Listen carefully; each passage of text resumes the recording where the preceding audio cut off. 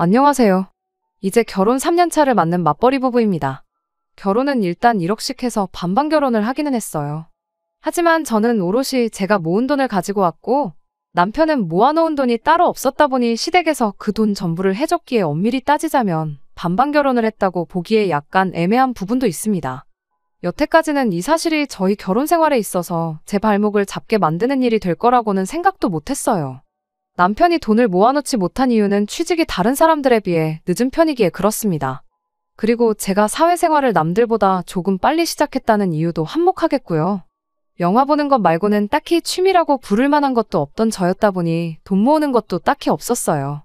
남편이 취직을 늦게 한 데에도 이유가 있습니다.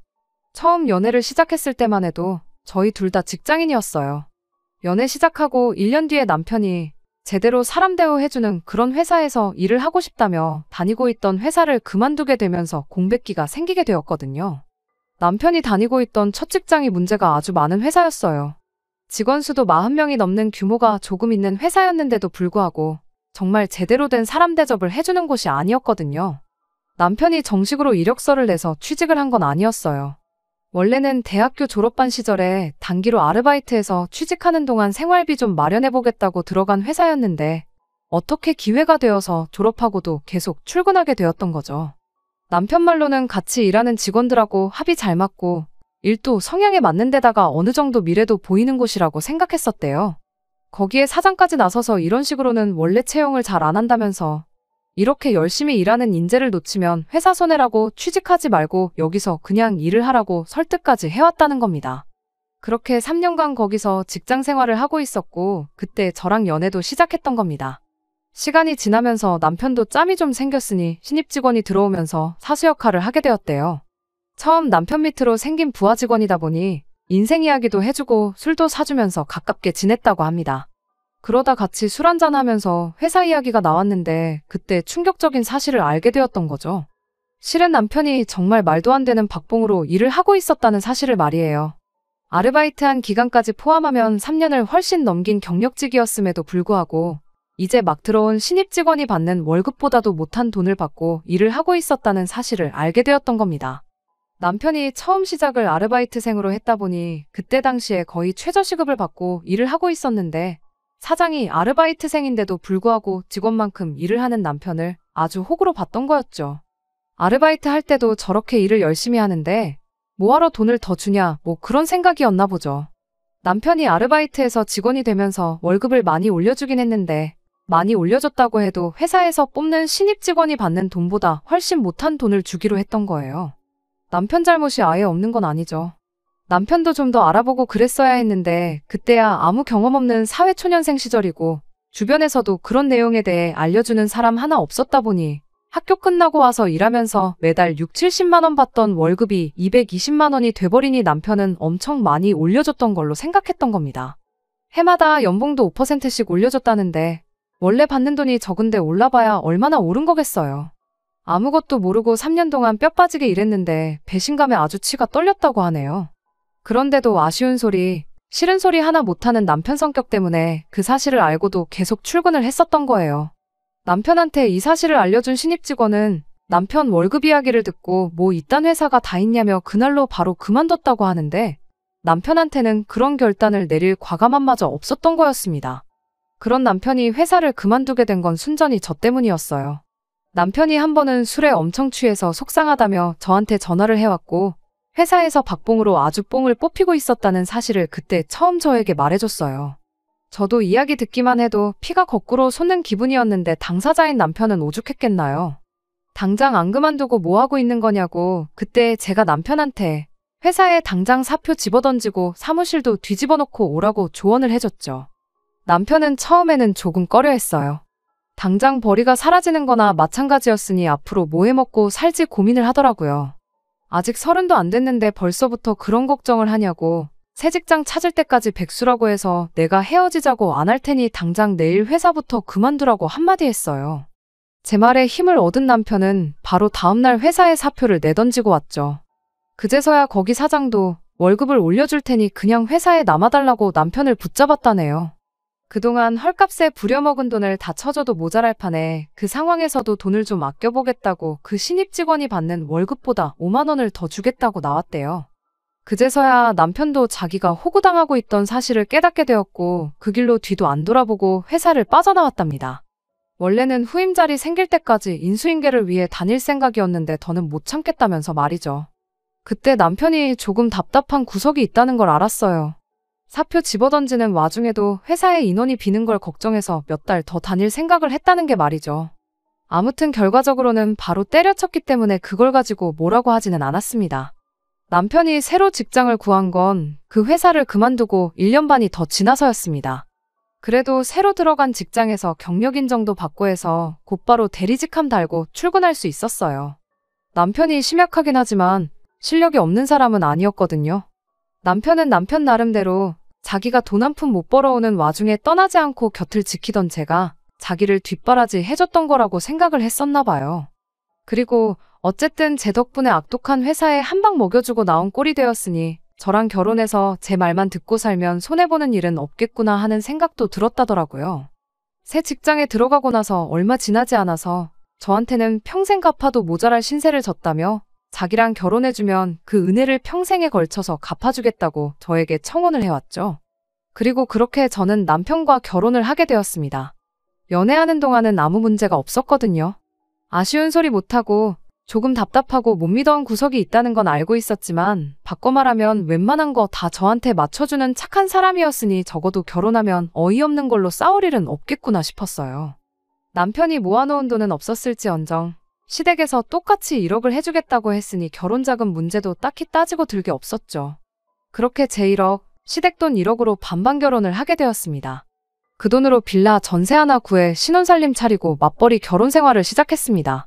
연애를 꽤나 길게 한 편이라서 남편에 대해서는 어느 정도 많이 알고 있다고 생각했는데 결혼하고 나니 모르는 것 투성이었어요. 요즘이 옛날처럼 결혼하기 전에 어디 가서 신부 수업 미리 받고 그러지는 않잖아요? 제가 혼자 살면서 기본적인 살림들은 손에 익은 상황이긴 했지만 그렇다고 해서 능숙한 편은 아니었어요. 그래도 평생을 부모님 집에서 살아온 남편보다야 제가 훨씬 더 잘했죠. 맞벌이에는 맞살림 하는 게 당연하다고들 하지만 혼자서 겨우 라면 정도 끓여 먹는 게 할 줄 아는 집안일에 전부인 남편에게 뭐 하나 제대로 맡길 만한 상황은 아니었습니다.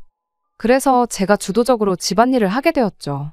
남편은 대신 제가 시키는 것들은 군말 없이 다 했고요. 시부모님도 좋은 분들이라 생각했고 남편도 저에게 잘한다 했으니 행복한 결혼 생활을 하게 될 줄 알았는데 그게 아니었습니다. 남편 위로 신우가 한 명 있는데 처음에는 신우 때문에 결혼 생활이 조금 힘들게 될 수도 있겠다 하는 생각을 했었어요. 팔이 안으로 굽어서 그런 건지 이유는 모르겠지만 신우는 제가 남편보다 한참 모자라다는 생각을 하는 듯 보였고 대놓고 저를 못살게 굴지는 않았지만 탐탁치 않아 한다는 티를 그렇게 내고 다녔거든요. 저희가 결혼식 올리고 나서 얼마 지나지 않아 집들이를 했어요. 시부모님의 신우네 이렇게만 불렀고 식사 끝나고 커피랑 차 한 잔씩 마시면서 이런저런 이야기를 하다가 시어머니가 우리 온다고 집 청소해놓고 음식해놓고 아주 그러느라 고생했겠다고 저한테 한마디 해주셨어요. 그 말에 남편도 나서서 많이 도와줬다고 힘쓰는 건 남편이 다 도와줘서 별로 힘들지 않았다고 대답했는데 신우가 괜히 트집 잡으면서 한마디 하더라고요. 그깟 집안일 뭐 얼마나 대단한 거 한다고 기어이 남편을 부려먹는다고요. 그 자리에 심해부도 있었는데 자기 얼굴에 침 뱉는 격이라는 걸 몰랐나 봐요. 저도 모르게 신우한테 그럼 심해부님은 형님 집안일 할 때 구경만 하고 하나도 안 도와주시냐고 놀라면서 되물었어요. 모쪽을 주려고 작정하고 그런 게 아니고 정말 저도 모르게 튀어나온 말이었는데 신우가 얼굴이 시뻘개져서 아무 말도 못하고 있었습니다. 아무튼 그 발언을 시작으로 신우가 아주 스위치가 켜져서는 온갖 불만을 이야기하기 시작했어요. 그러다가 튀어나온 말이 우리 집에서 니네 결혼할 때 얼마를 해줬는지나 아냐? 우리 엄마 노후자금 다 털어서 해준 건데 고마워하진 못할 망정 신우 말에 말대꾸를 하고 있느냐 하면서 열을 내기 시작했죠. 시댁에서 많이 도와준 건 사실인데 말씀드렸다시피 저희 반반 결혼했거든요. 신우가 그 사실은 모르나 싶었죠. 결국 신우가 혼자 저렇게 분노를 표출해버리는 바람에 집들이 분위기도 흐지부지 돼서 그대로 다들 집에 돌아가게 되었죠. 모두가 돌아가고 나서야 남편이 저에게 말해주길 누나가 결혼할 때는 집에서 한 푼도 지원 못 받아서 저런다. 부러워서 그러는 거니까 자기가 이해해달라 하면서 설명을 해주기 시작했죠. 저도 그때까지는 경황이 없었을 뿐 아무 생각이 없었는데 상황이 정리되고 나서 곰곰이 생각해보니 뭔가 의아한 점이 한두 군데가 아니더라고요. 일단 결혼지원금 받을 때 그게 시부모님 노후자금이라는 이야기는 그때 당시 아무도 저한테 이야기해준 적 없는 모르는 사실이었어요. 시부모님이 결혼을 일찍 하셔서 아직도 나이가 많은 편이 아니세요.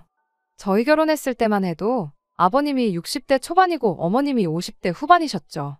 시어머니는 평생을 전업주부로 살아오긴 했지만 시아버지가 경제활동을 계속 하고 계시던 상황이기도 했고 저희 앞에서 이따금씩 은퇴 이야기도 꺼내고 하셨던 적도 있었기에 저는 당연히 노후 준비가 다 되어 있다고 생각했었습니다. 그런데 난데없이 저희 결혼할 때 지원해준 돈이 사실은 노후 자금을 털어서 해준 거라는 소리를 들으니 안 좋은 생각이 자꾸 들기 시작했죠. 저희 친정이 저한테 물려줄 만한 재산은 없을지라도 나중에 저한테 아쉬운 소리 하거나 손 벌릴 생각 없으시다며 노후 준비를 완벽하게 끝내놓으신 상황이었거든요. 남편은 계속해서 누나 결혼할 때 집에서 정말 아무것도 못 받았는데 나는 1억이나 받아갔으니 배가 아파서 그러는 거라며 아무 걱정하지 말라는 식으로 말을 했습니다만 뭔가 뒤숭숭한 느낌을 지울 수가 없었습니다. 그리고 역시나 안 좋은 예감은 틀리는 법이 없다더니 그날로부터 3년이 지난 지금에 와서야 남편 입에서 이런 이야기가 나오게 되었네요. 회사에서 급작스럽게 해외 출장일이 잡혀서 4박 5일 동안 집에 들어오지 못한 적이 있어요. 말씀드렸다시피 남편이 집안일이라고 해봐야 제가 시키는 거나 대충 도와줄 줄이나 알지 자발적으로 무언가 하는 성격이 아니거든요. 급하게 잡힌 출장 일정이라 남편 먹을 밥이라고 미리 5일치 밥을 준비해 놓을 시간도 부족했어요. 제가 미리 밥을 준비해 놓는다고 한들 당장 하루 이틀치 말고는 나머지는 얼려놓아야 했을 텐데 남편 성격에 데워 먹는 게 귀찮다고 손도 대지 않을 게 뻔했거든요. 길게 집을 비우는 게 처음이었다 보니 차라리 남편한테 시댁에 가 있으라고 했어요. 괜히 배달 음식만 주구장창 사 먹거나 라면이나 끓여 먹을 게 뻔해 보여서 그렇게 한 거였죠. 시어머니한테는 따로 연락드려서 20만 원 보내드렸고 저 가 있는 동안 오랜만에 아들하고 오붓한 시간 보내시라고도 말씀도 잘 드리고 그렇게 출장을 떠나게 되었습니다. 그리고 출장 다녀왔더니 남편은 저한테 잘 다녀왔냐느니 고생했다느니 하는 말은 한마디 없었고 은근슬쩍 계속 시부모님 이야기를 꺼내기 시작했습니다. 아버지 등이 평소보다 더 굽어 보인다느니 어쩐다느니 어머님 눈이 안 좋아지셨는지 소금이랑 설탕도 구분을 못하셔서 하루는 설탕국을 먹었다느니 하면서 말이죠. 그러면서 자기가 집안의 장남으로서 부모님이 너무 걱정이 돼서 두고 볼 수가 없다는 식으로 혼자서 쉬지도 않고 계속 중얼거리더라고요. 혼잣말 하는 것처럼 중얼거렸지만 집에 남편하고 저 둘밖에 없는데 누가 봐도 저 들으라고 하는 소리였어요. 듣다 못한 제가 나한테 무슨 이야기가 하고 싶어서 그렇게 혼잣말을 중얼거리느냐고 단도직입적으로 물어봤죠. 그랬더니 그제서야 본론을 꺼내기 시작했어요.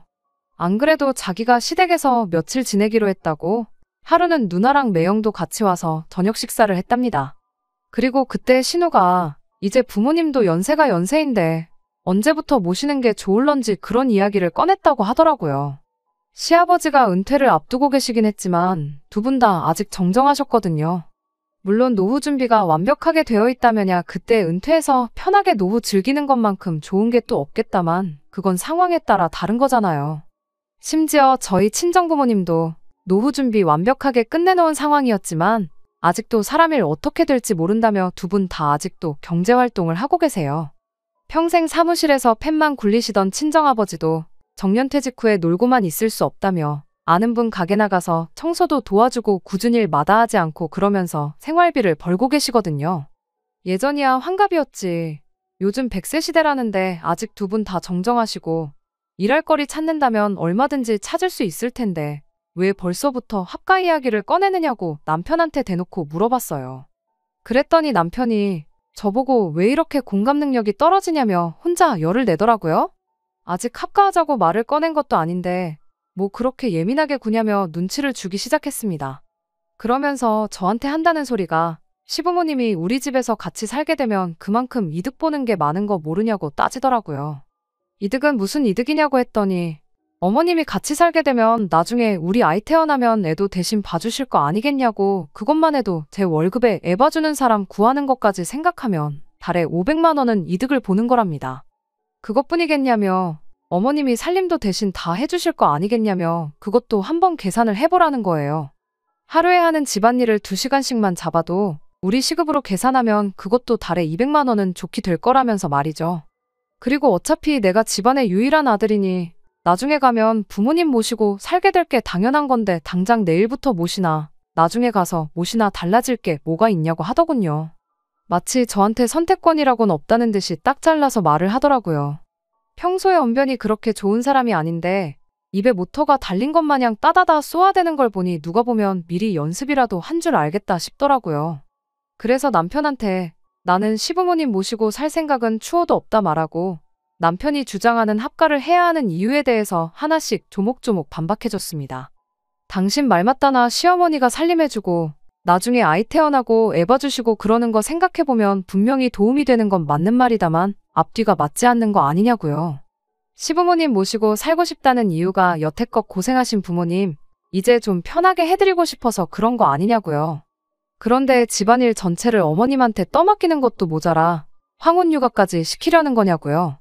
굳이 모시고 살지 않아도 어머님은 어머님대로 지금 시댁에서 집안일 혼자서 하고 계시는 거 아니냐고. 그런데 육아까지 떠넘겨버리면 어머님은 오히려 2배로 더 힘들어지는 거 아니냐고 물었죠. 역시나 남편은 그 부분은 생각을 못한 건지 쩔쩔매면서 횡설수설 하더라고요. 그러면 퇴근하고 와서 우리가 하면 되는 거 아니냐는 어이없는 대답을 하더라고요. 그럼 애초에 당신이 주장하는 시부모님 모시고 살았을 때 우리한테 이로운 경제적 이득이 하나도 없는 거 아니냐고 되물었죠. 어떻게 대답해야 할지 몰라 얼굴이 시뻘개져서 있는 남편한테 그리고 아들이라서 부모님 모시고 사는 게 당연하다고 했는데 그거야 당신한테나 당연한 거지. 나한테는 당연한 게 아니지 않냐. 결혼 전부터 서로 합의가 된 것도 아니고 이제 와서 왜 갑자기 부모님을 모시자는 건지 도무지 이해할 수가 없다고 했어요. 제 말에 남편은 아무 대답도 못하다가 부모님이 노후 자금이 없는데 그럼 2분은 어떡하라는 거냐 따지고 들더라고요. 그제서야 왜 합가 이야기를 난데없이 꺼냈는지 이유를 알게 되었죠. 그런 이유 때문에 시부모님을 모시고 살아야 되는 거라면 나는 더더욱이 그렇게 하지 않겠다고 대답했습니다. 할 말이 없어진 남편은 화를 내면서 그럼 나랑 결혼은 왜 했냐고 성질을 부리네요. 언제부터 이렇게 자기 주장 내세우며 고집 부리는 사람이었는지 연애 3년에 결혼 3년 가장 가까이서 지켜봐왔던 그 사람이 맞나 싶어요. 제 말만 들으면 앞으로 손해보고 살 일은 없겠다며 결혼하자고 해놓고서는 왜 가만히 있는 저를 시부모님 노후 따위는 신경도 안 쓰는 그런 나쁜 며느리를 만드는지 싶네요. 정말이지 결혼지원금 한번 잘못 받았다가 졸지에 팔자에도 없던 시집살이를 하게 생겨서 정말 답답합니다. 어떻게 딱 잘라 말해야 남편도 고집 그만 부리고 포기할런지 뭐 좋은 방법이 없을까요? 정말이지 여러 가지 생각에 잠기게 만드는 하루입니다. 후기입니다. 좀 더 빨리 후기를 보내드리고 싶었는데 경황이 없어서 이렇게 모든 일 마무리 짓고 나서야 이렇게 후기를 보내드리게 되었습니다. 결론부터 말씀드리자면 남편과는 이혼하고 각자 갈 길 가기로 했어요. 아들이면 부모님 모시는 거 당연한 거라 했으니 아마 남편은 소원대로 시부모님 모시고 살게 되겠죠. 사실 그건 궁금하지도 않아요. 남편하고는 그날부터 냉전 상태에 돌입했는데 아침이면 아침마다 퇴근하면 퇴근한 대로 저한테 생각 좀 해봤냐며 계속해서 시부모님을 모시고 살 것을 강요해왔습니다. 그런데 알고 보니 이 모든 일에 배우의 신우가 개입하고 있었다는 사실을 알게 되었어요. 하기야 싫은 소리도 한마디 제대로 못하던 사람이 자기 고집 부리고 저러는 데는 다 이유가 있을 거라고 생각했어요. 저는 당연히 합가 대상인 시부모님이 뒷배라고 생각했고 부모님 뜻에 거역할 수 없으니 남편이 저렇게 강하게 나오는 거라 생각했는데 알고 보니 시부모님이 아니고 신우가 문제였네요. 몇 번이고 합가를 물어오는 남편 말에 언젠가부터 저는 싫다는 대답도 안 하고 그냥 무시로 일관하고 있었습니다. 남편도 더 이상 자기 능력으로는 제 마음을 돌려낼 수 없다고 생각했는지 하루는 퇴근길에 신우를 데리고 저희 집으로 찾아왔어요. 남편 입에서 나온 게 다 신우 머리에서 나온 이야기였을 테니 신우라고 뭐 별게 있었겠나요. 드라마 재방송하듯이 남편이 했던 말 그대로 이야기를 꺼내더군요. 시부모님 노후 자금으로 결혼했으면 당연히 모시고 살아야 하는 거 몰랐냐고요. 이 상황에 손이 신우라고 해서 예의 차리고 그럴 생각도 없어서 저도 말하는 것마다 따박따박 제 할 말을 다 했습니다. 반반 결혼했는데 그 돈이 시부모님 노후자금이건 빚을 내서 해준 거건 무슨 상관이냐고요. 막말로 사실 내가 결혼할 때 가지고 온 돈도 내 돈이 아니고 친정부모님 노후자금이었다고 우기면 어떻게 할 거냐고 따져 물었죠. 그러면 저도 친정부모님 노후자금으로 결혼한 게 되는 거니 당장 내일부터 친정부모님도 이 집으로 모셔오면 되는 거냐고요. 신우는 말로는 안 되겠으니 억지를 부리더라고요. 출가회인 이야기를 꺼내면서 친정보다 시댁이 먼저라는 소리를 꺼내더군요. 자기도 따지고 보면 며느리면서 출가회인 이야기가 하고 싶나 싶더라니까요. 그래서 저도 출가회인이면 출가회인답게 친정일에 신경 끄고 형님이나 알아서 잘하라고 했어요. 당장 형님도 시부모님 모시고 사는 것도 아니면서 무슨 자격으로 남의 집 일에 감나라 배나라 하고 있냐고요. 그제서야 신우도 억지 부린다고 제가 호락호락 넘어갈 사람이 아니라는 걸 깨달았는지 조건을 걸어오면서 회유를 시작하더라고요. 그리고 이 합가 사태가 이렇게 갑작스럽게 그것도 신우의 주도하에 일어나게 된 진짜 이유를 알게 되었습니다. 시부모님이 살고 계신 빌라가 요즘 시세로 2억 정도 한다고 하더라고요. 그리고 자기는 저희 결혼할 때 남편이 지원받은 만큼 꼭 받아야 적성이 풀리겠답니다. 그러면서 조건을 제시하길 시부모님 집을 팔아서 그 돈을 정확하게 반반씩 나누자고 하더라고요. 그러면 저도 1억이 생기는 거니 손해는 아니라면서요. 하지만 여기에는 큰 함정이 있었죠. 속이 뻔히 보여서 함정이라고 할 것도 없어요. 시부모님 집을 팔면 시부모님은 어디 가서 사느냐 따져 물으니 당연히 니네가 모시고 살아야지 이러고 있더라고요. 고작 1억 받자고 제가 앞으로 못해도 30년 평생을 시부모님 모시고 살겠다고 하겠냐 물으니 저보고 피도 눈물도 없는 년이라며 그럼 우리 엄마 아빠 길바닥에 노숙이라도 하라는 거냐며 욕짓거리를 쏟아붓더라고요. 그렇게 부모님 노후자금 걱정하는 딸이 정작 뒤에서 하는 짓이라곤 멀쩡히 잘 살고 있는 집 팔아 그 돈 꿀꺽하고 동생한테 오갈곳없는 부모님을 떠넘기는 거냐고 피도 눈물도 없는 게 대체 누구냐고 되받아쳐줬네요. 자기도 말문이 막혔는지 혼자 부들부들대면서 악을 쓰다가 그럼 부모님 노후자금이나 뱉어내라고 엄포를 놓길래 반반 결혼한다고 받은 돈을 내가 왜 뱉어내야 되냐고 그렇게 효녀노릇이 하고 싶으면 여기서 이럴 게 아니고 시부모님 모시고 외식이나 다녀오라 한마디 해주고 저는 방으로 들어가 버렸습니다. 아예 상대를 안 해주니 신우 혼자 길길이 날뛰다가 결국 포기하고 돌아가더라고요. 그 와중에도 차비 쓰기가 싫었는지 남편 보고 태워다 달라더군요.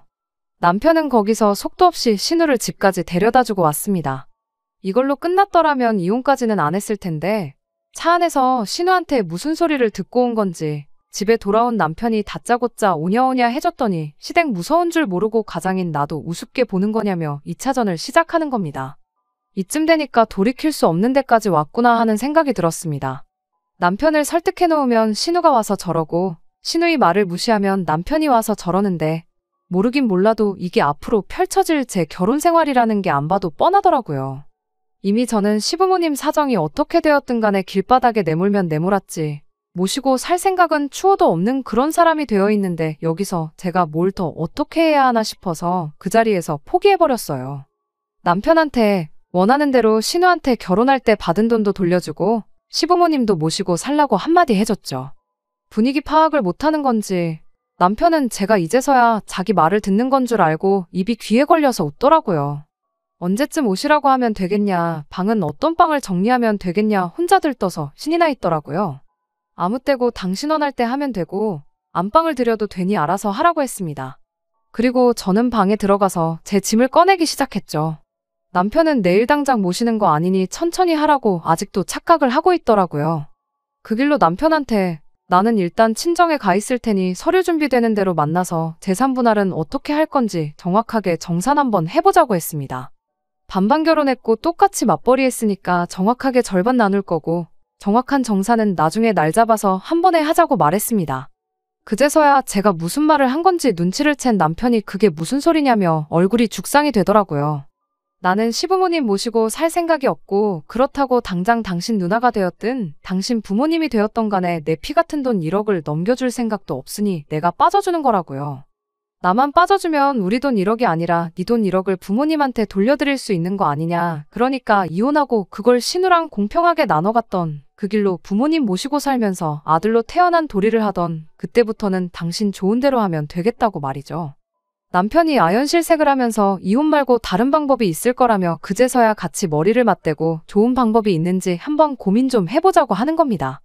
그래서 어디 한번 지금 이 상황에 이혼보다 더 좋은 방법이 있는지 지금 당장 말해보라 그랬어요. 시간 넉넉히 줄 테니까 천천히 생각해보라고 말이죠. 신우랑 한통속이라 저러는 거지.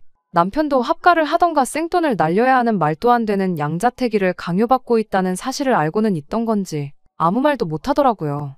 결국 좋은 방법이라고 내놓은 아이디어가 어차피 우리 맞벌이 하고 있고 아이도 없으니 경제적으로 어려울 게 없지 않냐면서 앞으로 매달 100만 원씩 신우한테 보내주잡니다.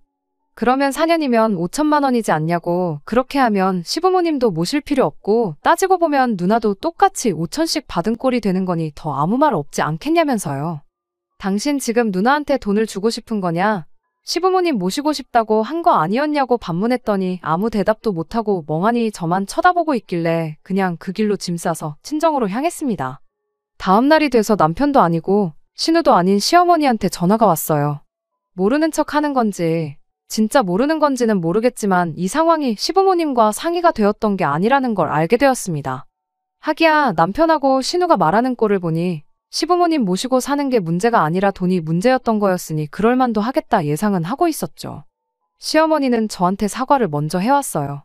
그리고 두 번 다시 신우가 저희 앞에서 합가나 돈 이야기 꺼내지 못하게 단도리를 하겠다고 하셨죠. 원래부터 남편이 지 누나 말에는 꼼짝을 못했었다는 이야기를 해주시더라고요. 그제서야 어디 가서 싫은 소리 못하고 결정도 잘 못 내리는 남편 성격이 신우 때문에 그렇게 되었다는 걸 알았네요. 저는 조금만 더 생각을 해봐야겠다 대답했고 전화를 끊었습니다. 단순한 부부싸움이었다면 시어머니 때문에라도 그냥 넘어갔겠지만 남편에 대한 신뢰가 바닥인 상황에서 남편이 신우한테 원래부터 꼼짝도 못한다는 사실을 알게 되었으니 더더욱이 이혼의 확신이 생기기 시작했어요. 그날로부터 이틀이 지나서 저는 이혼을 해야겠다고 결심을 했습니다. 더 길게 끌어봤자 결과는 똑같겠다 싶어서 그 길로 바로 서류 작성하고 집에 가서 남편한테 이혼하자고 했어요. 이혼 서류 건네주면서도 남편이 울고불고 매달리면 어떻게 해야 하나, 마음이 약해지진 않을까 그런 걱정을 했는데 남편이 제 마음 돌려보겠다고 또 제가 몰랐던 이 모든 사건의 전말을 말해줬습니다. 신우가 결혼하자마자도 아니고 3년 만에 이렇게 나온 이유가 따로 있었더라고요. 신우가 남편 몰래 빚내서 주식을 시작했다가 원금 대부분 날려먹고 급하게 돈이 필요한 상황이었다고. 그런데 그냥 그 돈을 해주자니 거절당할 것 같아서 일을 이렇게 크게 만들었던 거라네요. 그거 걸리면 누나가 이혼당할 것 같다고 울고불고 부탁을 해오는데 자기도 안 되는 거 알지만 누나 도와주고 싶어서 그랬던 거랍니다. 하지만 이젠 당장 누나가 이혼을 당하던 말던 손절해버리고 우리 미래만 위해서 살겠다고 말해오는데 긴 말할 것 없고 빨리 이혼 서류에 도장이나 찍어달라고 했습니다. 질질 끌면 나도 소송으로 갈 수밖에 없으니 마무리라도 깔끔하게 하자고요. 이혼을 하는 과정에 있어서 시부모님은 당신들이 돈이 없어서 그런 거라며 계속 저한테 미안하다고 사과를 해왔지만 정작 이 사건의 원흉인 신우는 저한테 전화는커녕 문자도 한 통 보내지 않았어요. 남편과 이혼 서류 제출하고 나오는데도 숙려기간 동안 잘 좀 생각해달라는데 그런 거 생각할 겨를도 없이 속이 너무 후련하더군요. 결혼하면 제 말만 듣고 살아도 손해보는 게 없겠다더니 결국 누나 말 듣다가 자기 인생이 저렇게 망가졌는데 남편도 제정신이면 재산분할한 돈으로 신우 빚 갚아주고 그러진 않겠죠. 이제 이혼해서 각자의 길을 가기로 했으니 아무쪼록 정신 차리고 살았으면 싶은 따름입니다. 다 끝난 줄 알았는데 이렇게 또 후기를 남기는 날이 올 줄은 몰랐네요. 이혼한 마당에 남편이며 그 식구들과 두 번 다시 얽힐 일은 없을 줄 알았는데 신우가 몸소 전화까지 해줘서 근황을 알려준 덕분에 이렇게 마지막 후기를 남깁니다. 다짜고짜 신우한테 전화가 와서는 너 때문에 내 인생 망했다며 욕짓거리를 하더라고요. 남편하고 이혼하면서 남편은 물론이고 시부모님까지 신우와 등을 돌렸나 봐요.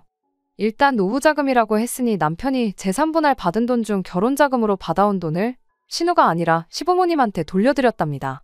시부모님은 신우가 자기 주식빚 때문에 두 분 모르게 집까지 팔아가며 억지로 저희를 합가시키려 했고 결국 그 때문에 아들 부부가 이혼하게 되었다는 사실을 알고 있으니 제 생각이지만 그게 너무 괘씸했었나 봐요. 시부모님이 신우한테 노후자금 걱정해주더니 왜 이제 와서 주식빚을 갚아달라고 하느냐며 거절을 했다고 하더라고요. 결국 신우는 더 이상 혼자 힘으로는 이자도 메꿀 수 없는 상황이 돼버려서 결국 거액의 빚을 지게 된 걸 남편한테 들키게 되었고 지금 그것 때문에 이혼당한 애 만회하는 상황이라며 저한테 화풀이를 하려고 전화를 했던 거예요. 그래서 저도 한마디 해줬어요. 피차나도 너 때문에 이혼녀 타이틀을 달게 되었는데 네가 이혼당한다고 하면 내가 뭐 미안해라도 할 줄 알고 전화한 거냐고요. 인과응보라는 말이 괜히 있는 게 아니라고, 지은 죄를 돌려받는 거니 억울해 말고 이참에 여태껏 잘못 살아온 네 인생이나 한번 돌아보라고 한마디 해줬네요. 전화기 너머로 소리를 빽빽 지르던 신우를 뒤로 하고 전화 끊어버리고 번호도 차단해버렸습니다. 이젠 두 번 다시 그 집구석하고 얽힐 일은 없을 거예요. 적어도 이혼의 원흉이나 마찬가지였던 신우 인생의 말로가 저렇게 처참하게 되었다는 거나 위안 삼으려고요. 댓글로 응원해주신 분들께 모두 감사드리며 저는 이번에는 진짜로 작별 인사를 드려야겠습니다. 끝까지 들어주셔서 감사합니다. 오늘의 사연은 여기까지입니다. 구독과 좋아요, 알람 설정 부탁드리고 더 좋은 사연으로 다시 찾아뵙겠습니다. 감사합니다.